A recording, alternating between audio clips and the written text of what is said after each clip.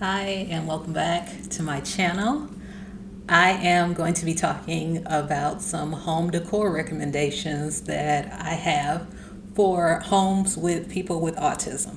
So, the first thing that I'm going to recommend has been very helpful for me and my kids, and that is dimmer lights.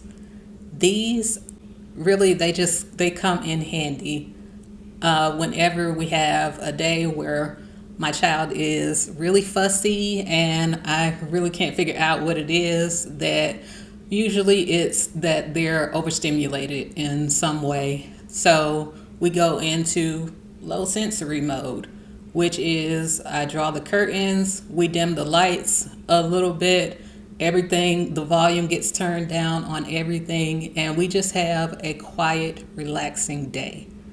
And that usually helps. Sometimes it's good to just sit in the room with some quiet, warm lighting.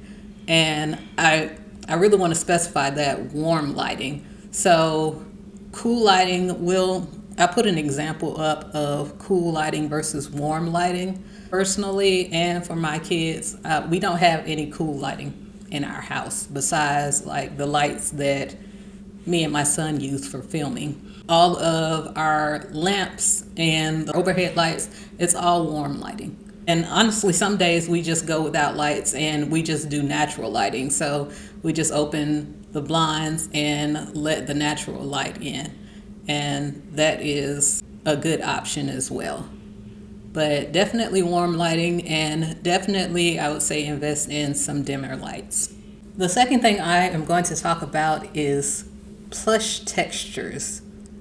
These are all throughout my house. So when I say this, it's just very soft, cozy textures. So throw blankets and pillows. I usually get mine from TJ Maxx, or the chain with Home Goods, TJ Maxx, all of those is where I get my things from. But the throw pillows, I keep those around. They're usually some sort of faux fur. Really soft textures. We have carpeting in our bedrooms. My sons, they love walking around with no shoes, no socks on.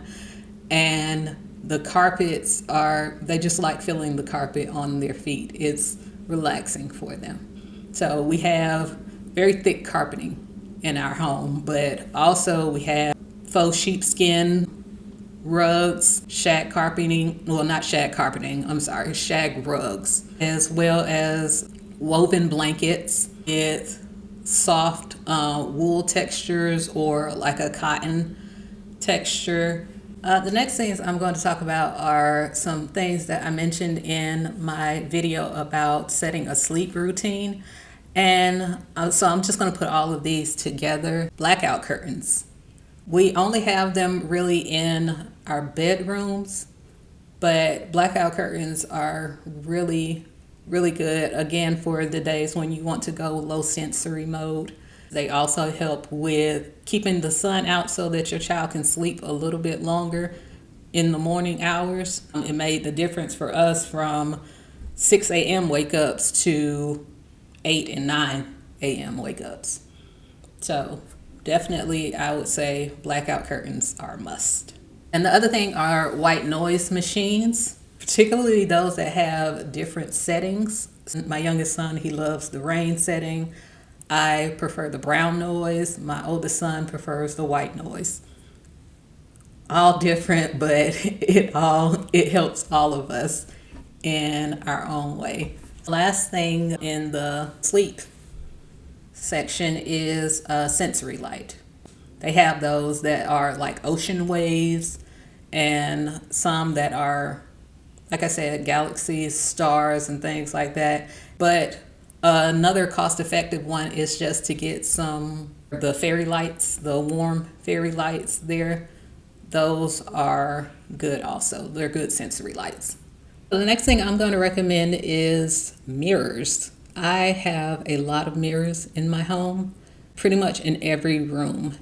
And why that is it helps with speech therapy. My youngest son, it helped him with self-feeding in his eating therapy. It helped him to learn to feed himself. because he was able to look at himself in the mirror and see himself doing these things. And also it helps with confidence. Both of my sons, they love being in the mirror and acting out different social situations and playing around. But I would definitely recommend some mirrors. They are a low-cost way that really helps with social development. The next thing I'm going to recommend is more for security. So if you have a child who elopes or tends to wander off on their own, I would recommend getting portable security systems. They sell these, well, really anywhere. You can find them anywhere online, like Temu or Amazon, things like that. But they are portable security systems for, I think they were initially intended for people who went on vacation and stayed at Airbnbs so that they can have some sort of home security system. But they come in handy for children with autism who elope from time to time. So one of them that we've used in the past is this little door jamb, and you slide this under the door. So when the door is opened, a little alarm will go off to alert you that, hey, your child has opened their door. It won't say that. It'll probably just be some sort of beeping sound, but either way, that helps with that. Another thing are, of course, gates to block off the stairs so that your child doesn't get down the stairs or, God forbid, accidentally fall. So gates are very important.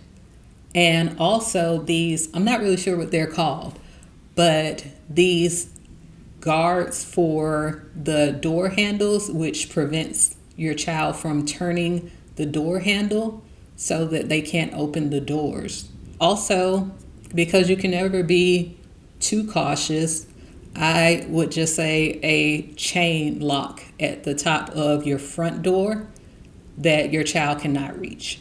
So if all else fails, all of these other precautions that you have set in place, you at least know that your child cannot get out of the house. All right, so we are getting into the final stretch of these. These last few things that I'm going to mention, they are optional. I mean, it's all optional really, but these things, they can be a little pricey, but if you get them, they could really be helpful. And so the first thing I'm going to say is a pet. I'm specifically talking about cats and dogs. I'm not really sure about other pets. I haven't done the research on them, but cats and dogs are known to be very helpful for people on the spectrum. Helps with anxiety, helps with independence. I think I'll do a video later on the different breeds that are specifically said to be helpful for people with autism. But a pet, if you don't have anybody who's allergic in the home, I would say look into adopting. Now this next thing, it's not really that costly, but if you're renting or something like that and you can't drill holes in the wall, then this isn't really an option. But if you can, I would say get a swing. We got this swing off of Amazon for like, I want to say maybe it was $36. I saw my son use this in occupational therapy and he loved it. I went online to try to find one and I got this one here, and it has been so helpful to us. My son, he falls asleep in this thing. He will spend hours just hanging out in his swing, and it's very calming for him. So if you have the space for it indoors, it's not something for outdoors. Of course, there, you could get an outdoor swing for your kid, but this one specifically is for indoors. It could be in their room or something like that. If you have the space for it, I would definitely recommend one of these. Now, the last thing I am going to recommend is a pool. Like I said, it can be a costly addition, but honestly, if you live in a subdivision that has like a community pool, that is a great thing for people on the spectrum. My Both of my sons love getting in the pool. We have an above ground pool that we purchased 2 years ago, and my sons can spend hours out there just hanging out in the pool. What I will say though, before investing the money in this, I would highly recommend getting your child swimming lessons. So drowning deaths are the leading cause of deaths, accidental deaths with kids with autism. So I cannot stress it enough. Please enroll your child in some form of swimming lessons, or teach them to swim yourself. I taught my kids to swim.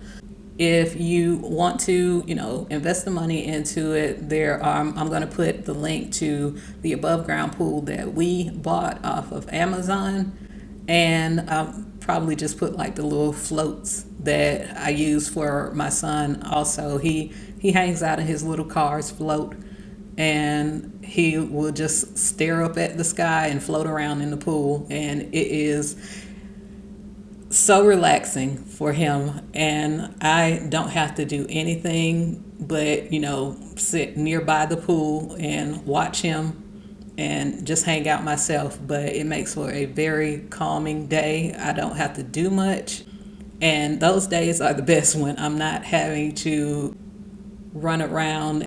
But yeah, those are the recommendations that I have so far. If you all decide to get any of these, please let me know in the comments how they work out, and I will see you all in my next video. Bye.